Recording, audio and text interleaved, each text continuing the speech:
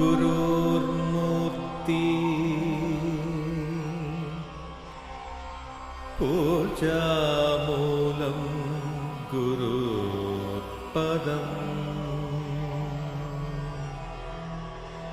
मंत्रमूलं गुरुर्वाक्यम्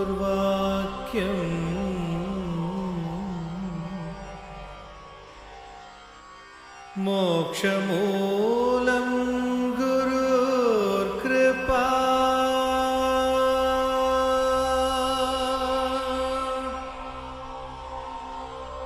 ॐ श्री गुरवे नमः।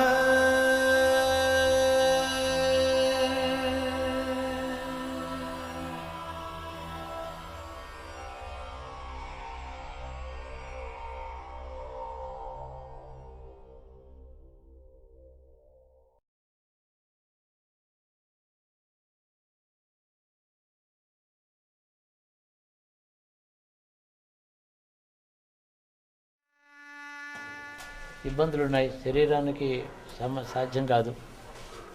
ప్రధానమైనవి మాత్రం ముఖ్యంగా అయిపోయింది. ఏది చూస్తే ఈ కాశీ అంతా పూర్తి ఆ ఫలం వస్తుందని శాస్త్రాలు చెప్తున్నాయో, పురాణం చెప్తుందో, కాశీఖండం, కాశీ మహాత్మ్యం ఇలాంటివన్నీ గ్రంథాలు మనకి పురాణాల్లోనూ చాలా వర్ణించినటువంటి భాగాలు చాలా ఉన్నాయి. అవన్నీ అందరూ వెళ్ళగలిగిన ఇప్పుడు కాదు. కారణం ఏంటంటే అడుగు తీసి అడుగు పెట్టే లోపలే జనం, మనుషులు, పశువులు, తోపుడి, అందులో ఆ తిరగడం చాలా కష్టం. ముఖ్యంగా ఈ రేపు సాయంత్రానికి పర్వాలేదా కాలభైరవుని దర్శనం చేస్తే ఎల్లుండి మనం ట్రైన్కి వెళ్ళొచ్చు, బాగానే ఉంటుంది. సారనాథ్ బౌద్ధ క్షేత్రం బయట ఉంది, అదొక మాట తప్పకుండా అందరూ వెళ్ళి చూసిరండి. గోపాల్ రెడ్డి గారితో చెప్తే ఎవరైనా వాళ్ళ వెహికల్స్ అరేంజ్ చేయమంటే చేస్తారు, వెహికల్స్ అరేంజ్ చేస్తారు. మీరు ఆ డ్రైవరే మిమ్మల్ని అన్ని చూపించి తీసుకొస్తాడు. 5, 4, 6 చొప్పున ఒక్కొక్క బండిలో మీరు వెళ్ళొచ్చు. అలా ఎవరైనా కావాలంటే వాళ్ళు వెళ్ళి రావచ్చు. నేను ఎందుకంటే 4 గంటల తర్వాతనే 4 గంటలకు బయలుదేరితే చాలు. పంచగంగా ఘాట్లో త్రైలింగ స్వామి, తర్వాత కాలభైరవుడి దర్శనానికి 4 నుంచి 6:30 వరకు సరిపోతుంది. ఇంత లోపల స్వేచ్ఛగా ఎక్కడికైనా వెళ్ళాలంటే వెళ్ళి రావచ్చు. ఇంకా చాలా ఉన్నాయి ప్రధానమైనవి అక్కడ సారనాథ్. ఎప్పుడైనా మళ్ళీ భవిష్యత్తులో ఇంకొక మాట మీరు ఓపికండి రాగలిగితే ఇక్కడి నుంచి వింధ్యవాసిని సుమారు ఒక 100 కిలోమీటర్లో ఉంది. వింధ్యపర్వత శ్రేణి ఇక్కడ మొదలవుతుంది. ఆమెను బిందువాసిని అంటారు, వింధ్యవాసిని అంటారు. అమ్మవారి క్షేత్రం అది మీర్జాపూర్ డిస్ట్రిక్ట్లో ఉందని అనుకుంటాను. ఇక్కడి నుంచి మీరు ఎప్పుడైనా వెళ్ళగలిగితే తప్పకుండా వెళ్ళి రావచ్చు. లేదు మేము రేపు ఫ్రీగా ఉన్నాం, రేపు పొద్దున వెళ్ళి రాత్రికి రాగలుగుతామంటే కూడా వెహికల్ ఎవరితో మాట్లాడి పంపిస్తాం. వింధ్యవాసిని దర్శనం చేసి రావచ్చు. రాను పోను ఒక 200 కిలోమీటర్లు, 2.5 గంటలు వెళ్ళడం, 2.5 గంటలు రావడం, దర్శనం చేసి రావచ్చు. కావాలంటే మా వెహికల్స్ మాట్లాడి పెడతాం. అదొకటి. కాలభైరవుడి దగ్గర అందరూ ఏదో నల్లని దారాలు ఇస్తాడు. అవి ఆ కాలభైరవుడి దగ్గర చూపించి మనసులో నమస్కారం చేసుకుంటే, పంచాక్షరితో జపం చేసుకుంటే చిన్నపిల్లలకి వాళ్ళకి ఏదైనా దృష్టి దోషాలు, పోరు పెట్టడం, బాధలు, కలలో దుస్వప్నాలు వచ్చి బాధలు పడడం, ఎప్పుడు ఏదో నీళ్ళలో మునిగిపోయి కొట్టుకుపోతున్నట్టు, చాలా చెడ్డ మృత్యు బాధపడుతున్నట్టు దర్శనం ఏవేవో అవుతూ ఉంటాయి, బాధలు పడతారు. ఈ శివుణ్ణి తలుచుకుని ఆ దారం కడితే చాలు, చాలా మట్టుకు శాంతిస్తాయి అవన్నీ. కొందరికి మొలకు కూడా కడతారు తండ్రి పిల్లలకి. అలాంటివి ఇన్ని దారాలు అక్కడ తీసుకుంటాను, మీకు అందరికీ ఇస్తాను. అది తీసుకుని ఇంటికి తీసుకెళ్ళిపోండి కాలభైరవుడి దర్శనం అయినాక. ఇక్కడ గంగా నది ఇంటికి తీసుకెళ్ళే గంగ కాదు ఇది. అది త్రివేణి సంగమం నుంచి తీసుకెడతారు అలహాబాద్ దగ్గర. అయినా మంచి చోట కాస్త నీళ్లు తీసుకుని అభిషేకానికి దానికి వాడుకుంటే వాడుకోవచ్చు, తప్పే నిషేధమేం లేదు. బోట్లో కొంచెం దూరం బయటకు వెళ్ళి ఇసుక తిప్పలు ఉన్నాయి, అక్కడికి వెళ్ళి స్నానం చేస్తే శుభ్రంగా ఉంటుంది. కాబట్టి రేపు పొద్దున అలాగే చేద్దాం.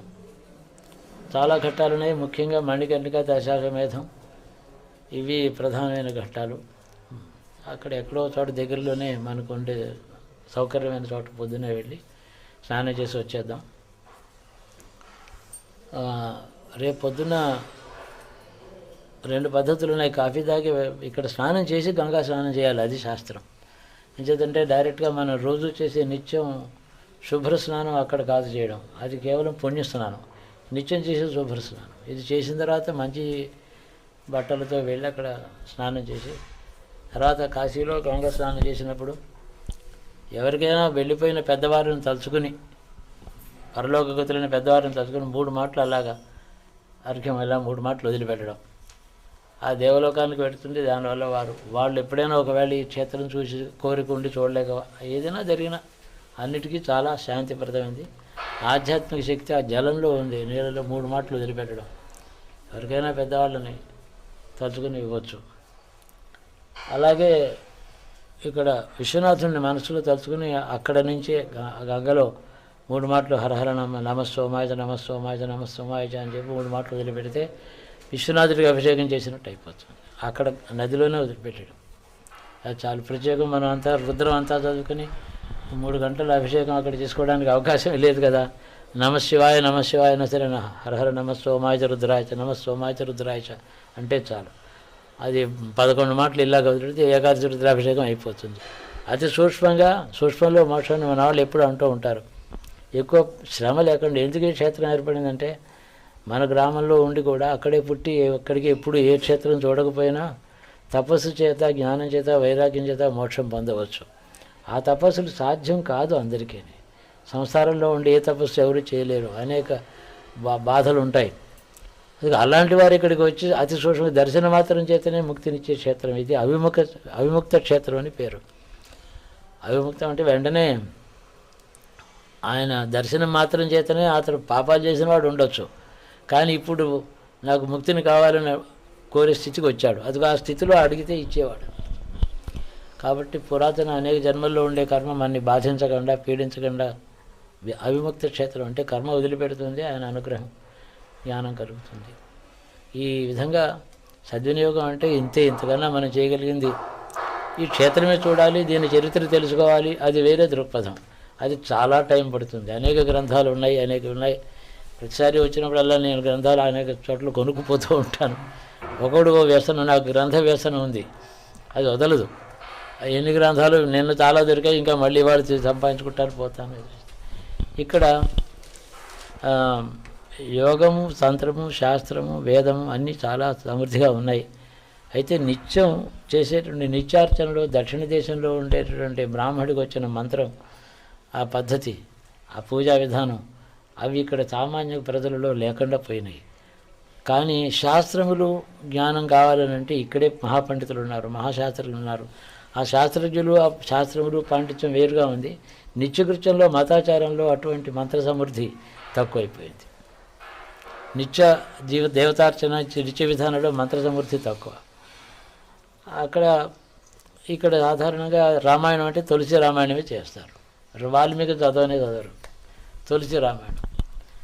శివుడిని ఆరాధన చేస్తే రామ రామ రామ అంటారు వాడు. ఈ రామనామానికి, శివనామానికి వాళ్ళకి ఏదో ఆధ్యాత్మిక రామాయణం ఇట్లాంటివి, తులసి రామాయణం అవి ఆరాధన. ఈ శివతత్వం యొక్క చరిత్ర బాగా తెలిసి ఉపాసనతో వచ్చి పంచాక్షరి జపం చేసుకుంటూ, రుద్రాభిషేకాలు చేసుకుంటూ, ఆ సాంప్రదాయమైన వైదికమైన శుద్ధ శైవం మన దగ్గర ఉన్నట్టు ఇక్కడ ఉండటం. శివభక్తి ఉంటుంది, రామనామం ఉంటుంది. భక్తి చేత వాళ్ళు ధరిస్తున్నారు. మనకు మంత్ర సమృద్ధి ఉంది, కర్మ సమృద్ధి ఉంది, వేద సమృద్ధి ఉంది, అన్నీ ఉన్నాయి. అవి ఇక్కడ వాళ్ళు అనేది ఇవన్నీ మాకు లేవు, అయినా మాకు అవసరం లేదండి. రుద్రంతో అభిషేకం చేసేప్పుడు దేశం నిండా, ఊరి నిండా లింగాలు ఉన్నాయి. వాళ్ళు చేసే అభిషేకాలన్నీ కూడా శివ మహిమన స్తోత్రంతో చేస్తారు. మహిమన స్తోత్రం తీసుకుని పుష్పదంతుడు అనేటువంటి ఒక గంధర్వుడు శివుడిని స్తోత్రం చేశాడు. అది శివ మహిమన స్తోత్రం అని పేరు. దాంట్లో పరమార్థం ఏమిటంటే, ఒకప్పుడు చాలా మహత్తులు సంపాదించి, తపస్సులు, జ్ఞానం, ఎంతో దూరం వెళ్ళి ఊర్ధ్వలోకాలు సంపాదించి అన్ని ధర్మాలు అన్నీ చేసినప్పటికీ ఒక పొరపాటు వల్ల తనకు ఉండే పుణ్యము, తనకు ఉండే ఊర్ధ్వలోక స్థితి అన్నీ కూడా పోగొట్టుకుంటాడు మనుషుడు. ఆ స్తోత్రం చేస్తే అవన్నీ ఆ స్తోత్రం మాత్రం చేతనే మళ్ళీ తిరిగి వస్తాయి. పోగొట్టుకున్న విద్యలు, పోగొట్టుకున్నటువంటి తపస్సులు, పోగొట్టుకున్నటువంటి పుణ్యాలు, పోగొట్టుకున్న ఊర్ధ్వలోకాలు మళ్ళీ తిరిగి వస్తాయి. అవి అందుకని శివ మహిమ్న స్తోత్రం అని. ఆ గంధర్వుడికి తన గంధర్వ శక్తులన్నీ పోయినాయి ఒక చిన్న పొరపాటు వల్ల. అదో కథ. ఆయన పోయిన మహత్తులని మహిమ్న స్తోత్రం చేస్తే ఆ గంధర్వుడికి మళ్ళీ వచ్చి తన లోకానికి వెళ్ళగలిగాడు. మహిమ్న పారంతే పరమ విదుషో యజ్జసదృశి స్తుతిర్బ్రహ్మాదీనామపి తదవసన్నాస్త్వయి విరహ అధా వాచ స్వమతి పరిణామావధి గృణన్ మమాపేష స్తోత్రే హర నిరపవాద పరికర. ఆ సంస్కృతం శ్లోకం కూడా సామాన్యంగా కవిత్వం ఎవడో చెప్పినట్టు ఉండదు. అది లోకానికి అతీతుడైన మానవ మాత్రుడు గాడు వాడు చెప్పిన వాడి శ్లోకాలే అలా ఉంటాయి. ఆ భాష అలా ఉంటుంది. దాని పలుకుబడి నుడికారం, దాని అర్ధగాంభీర్యం, లోతు, వెడల్పు ఇంత కాదు. ఆ శ్లోకాలు విచిత్రమైనటువంటి స్తోత్రం. అది రావణాసురుడు చేశాడు అటువంటి అద్భుతమైన శివస్తోత్రం. ఆ తర్వాత పుష్పదంతుడు చేశాడు. ఆ స్తోత్రంతో వీడు అభిషేకం చేస్తాడు. ఇక్కడ ఇన్ని చోట్ల అభిషేకాలు చేసుకునేవారు ఆ స్తోత్రంతో చేస్తారు. రుద్రం రాదు. మహాకష్టం మీద నమస్సోమాచ రుద్రాజ అంటే అంటారు, లేకపోతే లేదు. మనకి వైదికాచారం ఉంది, సమర్థత ఉంది, బ్రాహ్మణాచారం ఉంది, అన్నీ ఉన్నాయి. వాటికి అంత ప్రాధాన్యత. ఇక్కడ ఆచారానికి ప్రాధాన్యత కాదు, భక్తికి ప్రాధాన్యత. అంటే ఏమిటంటే ఆచారం నిత్యం వేదం చదువుకొని యజ్ఞాలు చేసి క్రతువులు చేసిన వాళ్ళు వైరాగ్యం అంటే ఎప్పుడైనా వస్తే సన్యసిస్తారు. కర్మను వదిలిపెట్టడమే కదా. నిత్యకృత్యం మంచి సంధ్యావందనం యజ్ఞోపేతం కూడా వదిలిపెట్టేస్తారు. అన్నీ వదిలిపెట్టి కేవలం భక్తితో ప్రణవోపాసన చేస్తాడు సన్యాసి. ఇదిగో ఇది అట్లాంటి క్షేత్రం. నేను నిత్యకృత్య అర్చన, మా ఆచారం, మడి, బ్రాహ్మణాచారం వీటికి ప్రాధాన్యత ఇక్కడ లేదు, ఇది కైలాసం అని వాళ్ళ తాత్పర్యం. పురాణాలు కూడా అలాగే చెప్తున్నాయి. ఇంట్లో ఎంతో అనుష్ఠానం చేయకపోతే దోషాలు ఉన్నాయి. ఇక్కడ చేయకుండా అవసరం లేకుండా భక్తి ఉంటే చాలు. సంధ్యావందనం నిత్యం చేసి తీరవలసిందే, చేయకపోతే నష్టం. కాబట్టి చేస్తే ఏమీ లాభం లేదు, నిష్ఫలం అని చెప్తాను సంధ్యావందనం. కానీ ఎందుకు చేయాలి? చేయకపోతే మరి రోజు స్నానం చేస్తున్నాం, ఏమిటి లాభం? చేయకపోతే నష్టం. అలాంటిది అది. ఇక్కడ ఏ ఆచారంతో ఏమీ లేదు, దేనికి ముందు వెనక ఏం లేదు. ఇవాళ తిథి, వారం, నక్షత్రం ఏమి చూసుకోవద్దు. నీ తారాబలం మంచిదా ఏమీ చూడొద్దు. శివ శివ శివ శివ అనుకుంటూ తిరుగు చాలు. ఈ క్షేత్రం అలాంటిది. ఇది మత సంబంధమైన క్షేత్రం కాదు, మతానికి అతీతమైనటువంటి జ్ఞానక్షేత్రం ఇది. మతాచారం వేరు. ఈ రెండు ఉన్నాయి. రేపు మాట పొద్దునే వెళ్ళి మనం ఆ బోట్స్లోనే వెళ్ళి మంచి చోట స్నానం చేసి వచ్చేద్దాం. మీరు స్వతంత్రంగా ఎక్కడైనా వెళ్ళాలనుకుంటే కూడా వెహికల్స్ మీకు తెలియని వారు కాబట్టి, ఈ ఊరు అన్నీ తెలియని వాళ్ళు ఎవరైనా ఉంటే గోపాల్ రెడ్డి గారు వెహికల్స్ అవి ఇస్తారు, వెళ్ళి రావచ్చు. ఒకసారి క్షేత్రం కూడా చాలు. తెలుసుకోవాలంటారా? ఇక్కడే కాపురం ఉండాలి.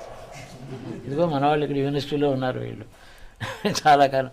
ఏదో పూర్వపుణ్యం అది. ఇక్కడే వృత్తి ఎందుకు దొరికింది? పూర్వపుణ్యం, అదృష్టం. ఇక్కడే నిత్యం జీవించడం అనేది ఒక అదృష్టం. మనం ఒక మాట చూసినా ఆ ఫలం చాలు. కాశీని హృదయంలో పెట్టుకొని ఆ విశ్వనాథుడిని మనసులో పెట్టి, విశ్వనాథుడు అంటే ఆ గుడిలో చిన్న లింగం మాత్రమే కాదు, అంతటా ఇది కొన్ని కోటి లింగాలు ఉన్నాయి. మనకి ఈ సత్రం వెనకాలే చూస్తే ఎన్ని లింగాలు ఉన్నాయి లెక్కలేదు. కాబట్టి ఇవన్నీ కూడా క్షేత్రమే, అడుగడుగు క్షేత్రమే. మొట్టమొదటిసారి నాతో చాలామంది ఒకసారి వచ్చినప్పుడు 11 సార్లు విశ్వనాథుడిని చూసి రమ్మన్నాను. ఉన్న 5 రోజులు రోజుకు 3-4 మాటలు రష్లో పడి నానా యాతన పడి అష్ట కష్టాలు పడి 11 వాళ్ళు చేసి వచ్చారు. అంటే వాళ్ళ స్థితి అన్ని మాటలు పెడితే వాళ్ళకి ఇంక మళ్ళీ రావాలనే ఇక అవసరం ఉండదు, లోపల వేదన ఉండదు. వాళ్ళకి ఏదో లాభం కలిగింది. ఒక మాటే వెళ్ళి దర్శనం చేసినా, దూరం నుంచి తలుచుకున్న ఫలం మన యొక్క ఆత్మబలం, మనోబలాన్ని బట్టి ఫలాలు వస్తాయి. అడగాలి, అడిగి తీసుకోవాలి. అక్కడ ముఖ్యంగా గంగలో తర్పణం మాత్రం ముఖ్యంగా గుర్తుపెట్టుకోండి. రుద్రుడిని తలుచుకొని, పరమశివుడిని తలుచుకొని 11 మాటలు చేతితో దోశలతో నీళ్ళతో అభిషేకం మనసా చేయండి. పెద్దల్ని తలుచుకొని అది ఎవరికైనా ఇవ్వచ్చు. దానికి ప్రాచీనవి ఇట్లాంటివి కూడా అవసరం లేదు. గంగలో ఆ సూత్రాలు ఏం లేవు. ప్రాచీనవి తర్పణం, పితృకార్యాలు చేసిన అలాంటివి ఏమీ లేవు. దర్భలు, అగ్నిహోత్రం ఏం అవసరం లేదు. అది గంగలోనే, గంగ వదిలిపెడితే చాలు. అందుకని ఇక్కడ అనేక ఊళ్ళ నుంచి వచ్చి శవాలు ఇందులోనే పడేసిపోతూ ఉంటారు. అదంతా మంచిదా చెడ్డదా అది పెద్ద విమర్శ. వాళ్ళ విశ్వాసం అలా ఉంది, చేస్తున్నారు. కాబట్టి ఒక సీసాతో కొంచెం గంగ మంచి చోట నుంచి ఇంటికి తీసుకెడితే అభిషేకాన్ని కానీ స్నానం చేయని వాళ్ళు ఎవరైనా నెత్తి మీద చల్లొచ్చు. అక్కడ తీసుకెళ్ళి చల్లుకుంటారు చాలు. గంగ అది స్నానయోగ్యమే. ఇది అది చాలు. అభిషేకంలో ఎప్పుడైనా వాడుకోవచ్చు. ఇది నేను చెప్పేది. ఇంకేమైనా మర్చిపోతే నన్ను అడగండి. ఈస్ట్ ఇండియా కంపెనీ వాళ్ళకి ఓ మింట్ ఉండేది, టంకశాల అన్నమాట. ఇక్కడ మింట్ ఉండేది. కలకత్తాలో ఒకటి, ఇక్కడ ఒకటి, ఇంకో చోట ఆగ్రాలో ఎక్కడో ఇంకో చోట మింట్ ఉండేది. 3 మింట్స్ ఉండేవి. ఇక్కడ బంగారం కరిగిపోయించేటువంటి కాసులు కూడా ఇక్కడ వాళ్ళు మింట్లో కొనాలు పెట్టుకున్నారు. ఆ మింట్లో వే మాస్టర్ గాను ప్రిన్సెప్ అని 18 ఏళ్ళ కుర్రవాడు వచ్చాడు ఇంగ్లాండ్ నుంచి. అందులో చిన్న నౌకరికి వచ్చాడు ఇంగ్లాండ్ నుంచి, ప్రిన్సెప్ వాడి పేరు. వాడు ఒక గొప్ప రైటర్ అయినాడు. భారతీయ సంస్కృతిని గురించి బ్రహ్మాండమైన రీసెర్చ్ చేశాడు. చివరికి వాడు బతికిందే 40 ఏళ్ళు. 18వ సంవత్సరం ఈ మింట్లో ఈ ఊళ్ళో పనిచేస్తూ పురాతన కాలం నుంచి అనేక చక్రవర్తుల నాణ్యాలు, అశోకుడు విక్రమార్కుడి కాలం నుంచి ఉన్న నాణ్యాలన్నీ సేకరించడం మొదలుపెట్టాడు. వాడికి 22,000 నాణ్యాలు దొరికాయి. ఈ కాశీలో పెద్ద కుప్ప పోసి దాచిపెట్టి గవర్నమెంట్కి ఇచ్చి వెళ్ళాడు. వాడు ఎంతో రీసెర్చ్ చేశాడు. చాలా మటుకు చరిత్ర అదృశ్యమై పాడైపోయి దాని మీద మట్టి దెబ్బలు, బిల్డింగులు, ప్రాజెక్టులు వచ్చి చరిత్ర అదృశ్యమైపోయింది. అలాగ ఫారినర్స్ కూడా ఎంతో వాళ్ళు ఈ ఊరి నుంచి గురించి రాసిన గ్రంథాలన్నీ ఒక చోట చేరిస్తే అన్న మాటలు అన్నీ చూస్తే మహాపురాణం అవుతుంది. అంత గొప్పగా పోడారు దీన్ని. శుభ్రత లేదని వాడు ఒక పక్కన తిట్టినా దీని మహత్తుని గురించి కూడా పోయారు వాడు. ఈ గంగా జలంలోనే ఒక విశేషమైన శక్తి ఉంది.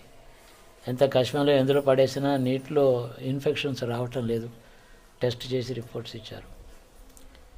ఆ ప్రిన్సిప్ చేసిన ఆఫీసు ఇంకా ఉన్నాయి. ఎన్నపోతుంటే చాలా అపురూపమైన పాతకాలపు లైబ్రరీ 1780-90లో స్థాపించిన లైబ్రరీ బోర్డు చూశాను. దిగి లోపలికి వెళితే ఓ పూట అయిపోతుంది. దండం పెట్టడమే. ఏదో 10-12 మాటలు వచ్చి ఉంటాను, నాకు జ్ఞాపకం లేదు. కానీ అయినా అది పూర్తయిందని నేను అనుకోవటం లేదు. కానీ భావం చేత, భక్తి చేత మొదటిసారి సరిపోయింది నాకు. నా చాపల్యం తిరుగుతున్నాను నేను, మొదటి దర్శనమే సరిపోయింది అని నా విశ్వాసం పెట్టుకున్నాను. మీరు అలాగే అనుకోండి. శుభం. ఉల్లిపాయ కూడా ఈ లోపల రానివ్వరు వాళ్ళు. అందుకని ఇక్కడ నాకు బాగా సరిపోయింది. జైపూర్య భవన్లో ఉండేవాడిని, అక్కడ కూడా అలాగే ఉంటుంది. ఇతర పదార్థాలు లోపల రానివ్వరు. కానీ ఇక్కడ వీళ్ళందరూ శివభక్తులు, భక్తితో ఉండేవాళ్ళే ఇక్కడ ఉంటారు. టూరిస్టులు రారు ఇక్కడ సాధారణంగా. భక్తులు వేరు, టూరిస్టులు వేరు, అనేక రకాలు ఉన్నారు. కాబట్టి ఇది ఒక విధమైన శైవక్షేత్రంగా భావించి ఇక్కడే ఉందాం అనుకున్నాను. వీడు మంచివాడు. హిమవత్ పర్వతంతో ఉండొచ్చు లింగం. దాని అర్థం ఏంటంటే ప్రతి శిలా కూడా శివలింగమే. ఇక్కడ కైలాసంలో ప్రతి అణువు శివలింగం.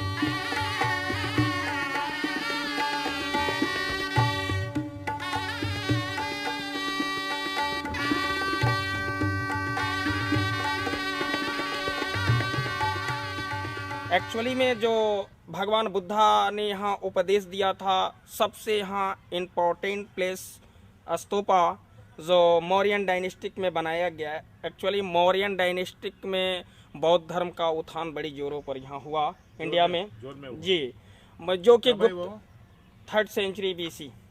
एक्चुअली जो गुप्त डायनेस्टिक तक यहाँ भरपाई हुआ, बीच में जो यहाँ बौद्ध धर्म के लिहाज से जो गतिरोध हुआ, अवरोध हुआ, उसको आदि गुरु शंकराचार्य की प्रेरणा से यहाँ सनातन की प्रादुर्भाव को श्रेष्ठता को साबित किया गया और बौद्ध धर्म का पुनः उन्मूलन हुआ, जो 8th सेंचुरी एडी जी। लेकिन उसी को हम लोग आज इतिहास में इतिहासकारों के द्वारा जो पढ़ते हैं पुरोहितवाद, ब्राह्मणवाद, जिसके चलते बौद्ध धर्म का फॉलो यहाँ फॉलोस नहीं हुआ। मौर्यन डायनेस्टिक में 4 यूनिवर्सिटी और जो है कि 60 स्तूपा बनाया था, 60 stupa, but constructed by 60 not 16 60 या। तो 4 यूनिवर्सिटी कंस्ट्रक्टेड बाय सम्राट Ashoka 3rd century BC। First Taxila Pakistan, second Nagarjunakonda Andhra Guntur district, and third Nalanda Bihar Vikramashila Bihar. 4 university बनाया गया जो कि बौद्धिस्ट फॉलोअर्स के लिए 12वीं सदी में कुतुबुद्दीन ऐबक गुलाम वंश के शासक के द्वारा उसको नष्ट भ्रष्ट कर दिया गया। आज वो खंडर पड़ा हुआ है।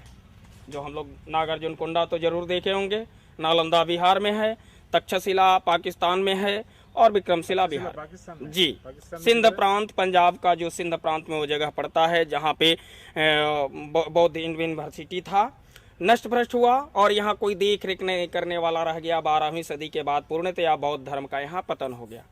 एक्चुअली में यहाँ भी जो गुप्त डायनेस्टी की बनी मंदिर थी वो समूल नष्ट भ्रष्ट हो गया। उसी का मॉडल कॉपी लेकर के मंदिर को फिर से बनाया गया है, जिसको देवमित्र अनागारिक धर्मपाल ने पुनरुत्थान बौद्ध धर्म के लिहाज से यहाँ बौद्ध धर्म को फिर से जागृत करने के लिए 18वीं सदी में 1891 में 19वीं सदी में यहाँ महाबोधि सोसाइटी का स्थापना किया, जो कि हेड ऑफिस कोलकाता यहाँ ब्रांच है। ये मंदिर को बना करके इसके अंतर्गत जब हम लोग जाएंगे, इसका नाम मूल गंधकुटी विहार, जो प्राचीन नाम था। मूल अर्थात मेन, गंध प्राकृतिक सौंदर्यता, कोटि शिक्षा काल का समय जो आश्रम बना करके व्यतीत किया, बुद्ध विहार के नाते इसका नाम मूल गंधकुटी विहार पड़ा। दूसरा, इसको श्रीलंका टेम्पल इसलिए कि देवमित्र अनागारिक धर्मपाल ने इसको बनाया, इसलिए इसको श्रीलंका टेम्पल कहा जाता है। इसके अंदर में हम लोग जब जाएंगे तो दीवार में दोनों साइड में पेंटिंग देखेंगे, जो पूरी लाइफ स्टोरी है भगवान बुद्धा का जीवन का चरित्र चित्रण है, जिसको जापान के कलाकारों ने किया। 1936 तक 4 वर्ष में पेंटिंग का कार्य किया गया। 1932 से 1936 4 इयर्स में जो पेंटिंग का कार्य किया गया, जापान के आर्टिस्ट थे। और उसके अंतर्गत में हम लोग बुद्धा की जो मूर्ति देखेंगे वो स्टोन है, उस पर गोल्ड कवरिंग है, देखने में लगता है गोल्डन है, ऐसा कोई बात नहीं है। उसी मूर्ति के बगल में एक छोटा अंडरग्राउंड है, जिसमें सिल्वर के बॉक्स में भगवान बुद्ध की अस्थि कलश रखी गई है, जो साल में जो साल में केवल 1 दिन निकाला जाता है, इसको देखा गया। इसमें कुछ नहीं है, ऐसा माना जाता है। तो इसके कार्तिक पूर्णिमा बुद्ध महोत्सव के रूप में मनाया जाता है। एक्चुअली में बुद्ध महोत्सव तो वैशाख पूर्णिमा को होता है, इसलिए भगवान बुद्धा का जन्म वैशाख पूर्णिमा को लुम्बिनी में हुआ।